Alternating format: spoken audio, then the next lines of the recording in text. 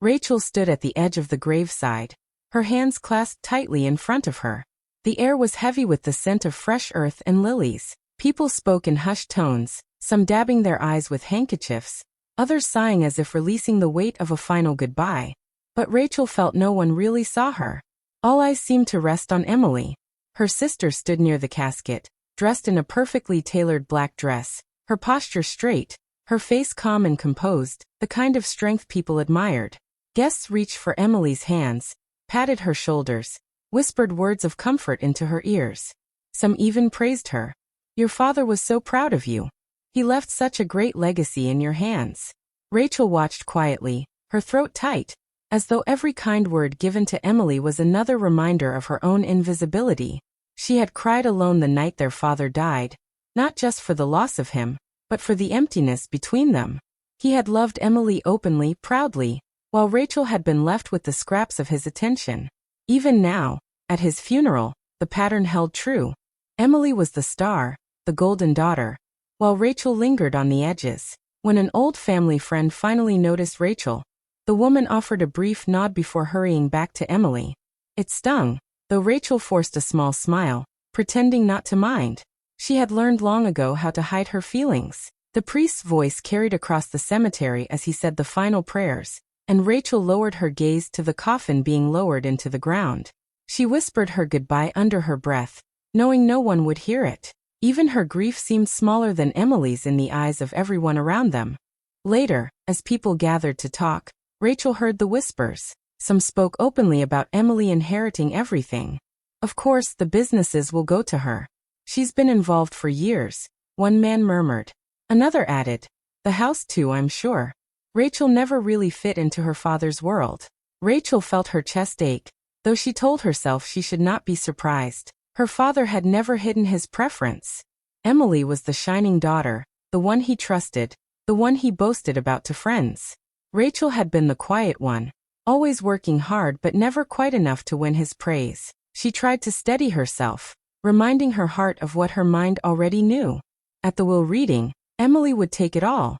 The house, the businesses, the savings, everything would be handed to her sister. Rachel would be left with nothing, just as she had been all her life. Yet, despite bracing herself for disappointment, she could not stop the small flicker of hope that lived inside her. Not hope for money or property, but for a sign that her father had seen her, even once, as worthy. As Emily received another round of hugs from guests, Rachel stepped back, her shoes pressing into the soft grass. She folded her arms against the evening chill and swallowed hard. She had endured her father's favoritism for years, but standing there in the shadow of his grave, Rachel realized the wound had never healed. It was still raw, still bleeding in silence. And soon, at the reading of the will, she feared it would be torn open all over again. Rachel had always been the hardworking one, the quiet one, the overlooked one. From the time she was little, she carried the scars of being invisible. While Emily basked in their father's pride, Rachel was the child who had to figure things out on her own. Their mother had died when Rachel was barely 12, and that loss changed everything. Emily, only a year older, had clung to their father and in return he had poured all his attention into her. Rachel, meanwhile, had been left on the sidelines. She cooked her own meals, washed her own clothes, and tucked herself into bed at night. There was no one to tell her she was doing well in school, no one to cheer for her small victories. Her father was not cruel. He provided a roof, food, and school fees, but his love had limits, and those limits always seemed to stop at Rachel. She remembered bringing home her report card once, glowing with pride because she had finished second in her class. Her father barely looked at it before asking, "And what about Emily? Did she come first?" When she admitted Emily had, his smile grew wide for her sister, while Rachel's paper slipped forgotten onto the table. That pattern never changed. Emily was the polished one, the golden daughter. She spoke with confidence, dressed neatly, and learned quickly from their father. He taught her how to run his business, introduced her to important people, and trusted her with responsibilities.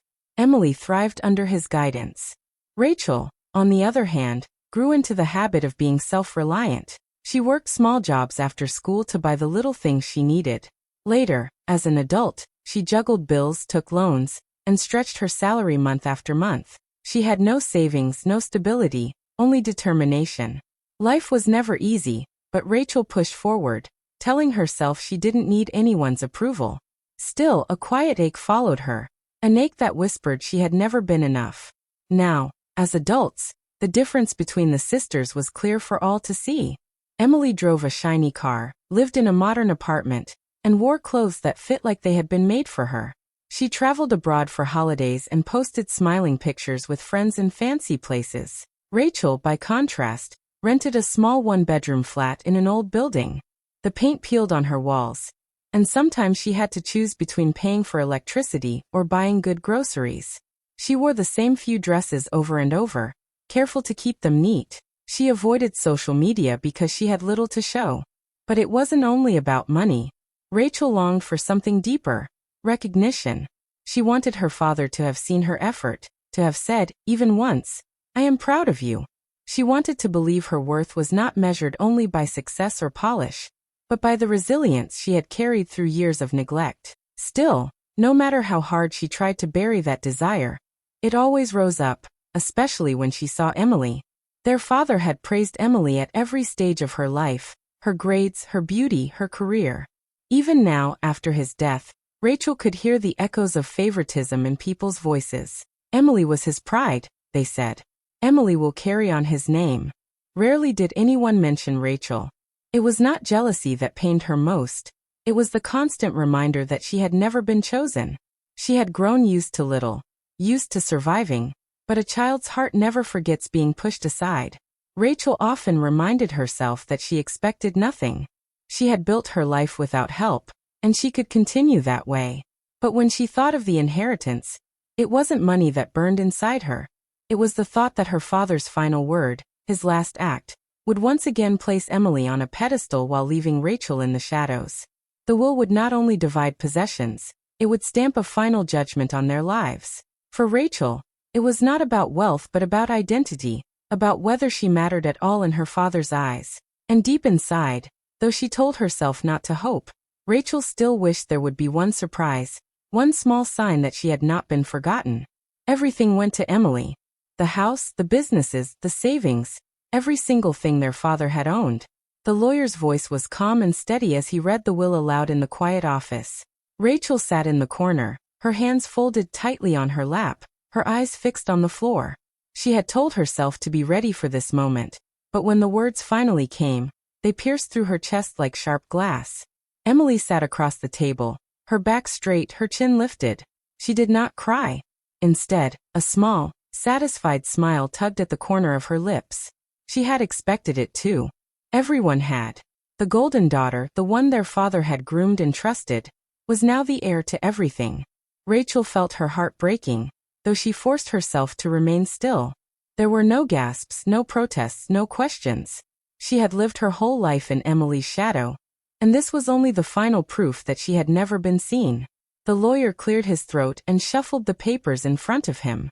His eyes moved from Emily to Rachel, then back again. "There is an addendum," he said carefully. Rachel raised her head slowly, blinking in confusion. Emily leaned forward with interest, her smile growing. The lawyer adjusted his glasses. "Your father left instructions that part of the will not be revealed until certain conditions are fulfilled by Emily." The room grew silent. Rachel's stomach tightened. Emily frowned slightly, her confidence flickering. "What kind of conditions?" she asked quickly. "I cannot say," the lawyer replied firmly. "Not until you sign acceptance of the inheritance. Only then will the addendum be opened." Emily leaned back in her chair, crossing her arms. "So I must agree first, before I even know the details?" "Yes," the lawyer said. "That was your father's wish." Rachel's hands trembled slightly in her lap. She tried to keep her face blank, but inside her heart raced. Her father had left something unsaid, something hidden. It wasn't over. Emily smirked again, this time with forced bravado. "Well, I'm not afraid of any conditions. This is mine by right. Of course I'll sign." Rachel kept her eyes on the floor, unwilling to let anyone see the storm inside her. She didn't dare hope, didn't dare imagine that her father had thought of her at all. But something in the lawyer's tone, in his steady gaze, told her there was more to the story. The papers were pushed across the table. Emily picked up the pen with a confident hand, signing her name in bold strokes. The lawyer gathered the documents without another word and stood, leaving the room with the sealed addendum still locked away. Rachel sat in silence, her body heavy, her heart aching but strangely awake. She had walked into the meeting ready to be erased. Yet now, a tiny crack of possibility had opened. She did not know what it meant, but she knew one thing for certain. The story was not finished. For the first time in years, Rachel felt a flicker of something she hadn't dared to feel before. Not hope exactly, but the sense that maybe, just maybe, her place in her father's world had not been completely denied. And that thought refused to leave her as she rose quietly from her chair, Emily's triumphant smile burning in her vision. Emily wasted no time flaunting her inheritance. She drove their father's car through town, the sleek black one that used to gleam outside his office. She threw dinner parties in the family house, filling the rooms with laughter and boasting about her plans for the businesses. At every chance, she reminded Rachel of her new position. One afternoon, as Rachel stopped by the house to pick up some old books she had left years ago, Emily met her at the door. "Be careful not to scratch the floor," Emily said sharply, her voice dripping with superiority. "This house is mine now, you know. You're only a guest." Rachel said nothing. She held her books tightly against her chest, her heart sinking as Emily smirked. The days passed, and Rachel withdrew into herself. She tried not to dwell on what she had lost, or rather, what she had never had. She kept her head down at work, stretched her small salary, and avoided gatherings where people would talk about her father's estate. But no matter how she tried, the world around her made it impossible to forget. Family friends visited Emily often, bringing gifts and advice. They spoke of her as if she were the only daughter their father had ever had. "You are your father's pride," one uncle said, raising his glass at a gathering. "He knew you would carry on his legacy." Rachel heard about these gatherings only in passing, and when she did, it felt like another stone pressing down on her chest. At the same time, pity began to follow her. Neighbors and distant relatives would pull her aside and whisper, "It's unfair, what happened to you?" They would shake their heads, their eyes full of sympathy she did not want. She hated that, being pitied. It made her feel smaller, weaker, as though she was nothing but a shadow standing behind Emily's light. But then cracks began to appear in Emily's shining image. Rachel first heard whispers at the market. The family businesses weren't as strong as people thought. One supplier muttered about unpaid bills. Another complained that Emily had promised money, but failed to deliver. Rachel listened quietly, her face calm, but inside her thoughts whirled. Later she saw it with her own eyes. On one visit to the lawyer's office for a personal matter, the lawyer asked her to stay behind after Emily had left. His voice was low and careful. "Your father left something for you too," he said gently. "But it depends on Emily's choices." Rachel stared at him, her heart suddenly pounding. "What do you mean?" "I cannot say more," he replied, folding his hands. "Your father's instructions were very specific. But know this, you have not been forgotten." Rachel walked home with those words echoing in her mind. Not forgotten. It was a small seed of comfort, though she dared not let it grow into hope. Still, it gave her a strange kind of strength, enough to lift her head a little higher. Meanwhile, Emily's perfect world began to tremble. She had inherited the businesses, yes, but she had not inherited their father's careful way of managing them. Debts piled up quickly. Employees grumbled about late payments. The shiny car she loved so much needed repairs she could not easily afford. Behind her proud face, there were cracks, though Emily tried hard to hide them. Rachel noticed. She saw the way Emily's smile looked more forced, the way her laughter rang hollow at gatherings. She saw how Emily avoided certain questions when people asked about the businesses. But no matter what Rachel noticed, Emily still tried to belittle her. "You'll never understand what it takes to run an empire," Emily sneered once. "You've always been too small, too weak." Rachel bit her tongue. She could have answered back, but she chose silence. Yet inside, the bitterness grew, pressing against her heart. She prayed for strength, prayed not to drown in resentment. But betrayal and injustice are heavy burdens, and she carried them alone. At work, a colleague named David began to notice her quiet struggles. He often invited her for coffee, listening when she spoke of her frustrations. "You are stronger than you think," he told her one day. "You've survived so much without anyone's help." That's something your sister will never understand. An old family friend, Mrs. Ade, also reached out. She had known their mother long ago and saw Rachel's pain even when others overlooked it. Your father may not have shown it, she said softly, but you are valuable, my dear. Don't let anyone convince you otherwise. Their words were like balm to Rachel's wounded heart. She still felt the sting of injustice, still wrestled with the bitterness inside her, but she no longer felt completely alone. There were people who saw her, people who believed in her worth. Meanwhile, Emily's troubles deepened. Creditors began to knock at her door. The parties grew fewer, the laughter thinner. Yet she continued to boast, to pretend she was in control. Rachel watched quietly, torn between a strange mix of pity and long-suppressed anger. She did not want Emily's downfall, but neither could she deny the quiet truth building in her chest. The inheritance Emily flaunted was not the blessing she thought it was. It was a burden, one that was slowly crushing her. And somewhere deep inside, Rachel began to realize that her father's final lesson was still unfolding. Debts, lawsuits, collapsing businesses. That was what Emily found herself drowning in. What had once seemed like a kingdom was now falling apart in her hands. Creditors came every day demanding payment. Letters from lawyers piled up on her desk. Employees threatened to strike because salaries had not been paid for months. The weight of it all pressed down on her, but Emily refused to admit the truth to anyone. She had walked proudly into her father's empire, certain she was strong enough to handle it. But she did not see the traps hidden beneath the surface. The loans their father had taken, the risky deals he had made, the lawsuits waiting to explode. Emily thought she had inherited gold, but what she truly received was a crumbling tower. At last, she stormed into the lawyer's office, her face pale with anger and fear. "Why didn't anyone tell me?" she demanded, slamming her hand on the desk. "My father would never leave me with this kind of mess." The lawyer looked at her calmly, folding his hands. "Your father left very clear instructions. He trusted that you would either manage wisely or face the consequences. It is time you heard the addendum." Emily froze. Rachel, who had been called to the office as well, sat quietly in the corner. Her heart thudded as she lifted her eyes to the lawyer. He opened a sealed envelope and began to read. "Your father stated, if Emily cannot maintain the estate, if the businesses collapse, if the debts overwhelm her, then all assets will pass to Rachel." The room went silent. Emily's mouth opened in shock, then twisted into rage. She turned on her sister, her voice shaking. "This is your doing, isn't it? You schemed, you planned this behind my back. You've always been jealous, and now you're trying to steal what's mine." Rachel stood slowly, her hands trembling. For a moment, she almost stayed silent as she had so many times before. But something inside her broke free.